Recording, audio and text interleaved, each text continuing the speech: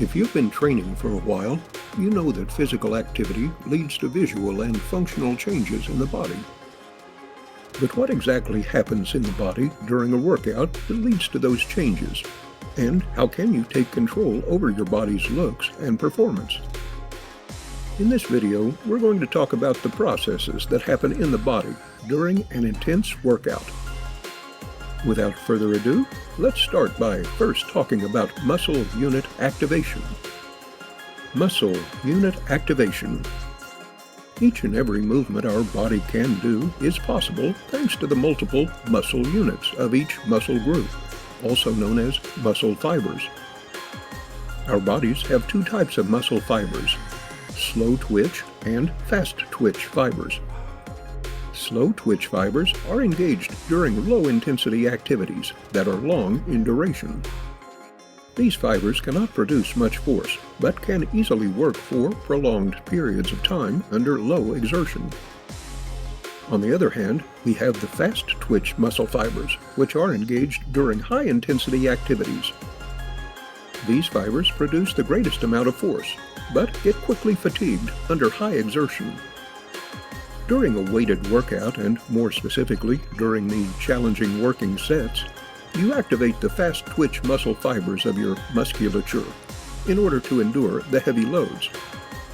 The heavier the load, the more fast twitch fibers are recruited. At about 75% of your maximum strength capabilities, all the fast twitch muscle fibers are activated.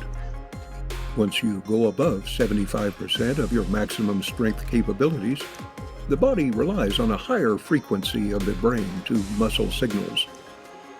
Generally, for the goal of bulk muscle gains, you should be working with up to 80% of your maximum strength capabilities, while strength gains are better achieved at 85 to 100%. ATP, creatine, and glycogen. Needless to say, the activation and contraction of any type of muscle fiber requires an energy source. Adenosine triphosphate, also known as ATP, is the body's main source of energy. During intense workouts, however, ATP gets quickly depleted in about 5 seconds. After the 5-second mark, the body needs to regenerate ATP in order to sustain muscular activity. To do so, the body uses its secondary energy reserves, namely creatine.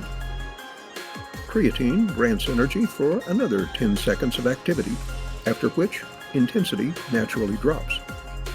After your ATP and creatine stores are depleted, the body starts relying on muscle glycogen to sustain the activity. Muscle glycogen is essentially the stored form of blood glucose, which in turn is the end product of carbohydrate digestion. Muscle protein breakdown. When your muscles are contracting repeatedly under a heavy load, there is microdamage that occurs in the muscles. That is namely referred to as muscle protein breakdown, and is an essential component of the muscle building process. So, to put it simply, during an intense workout, your muscle fibers get activated, your nervous system works more intensely, and you use up your muscles' energy resources. The heavy loads then lead to muscle damage, which, after the workout, sets off a flurry of recovery processes that recover the damage and the energy resources, as well as the nervous system. So, here's your take-home message.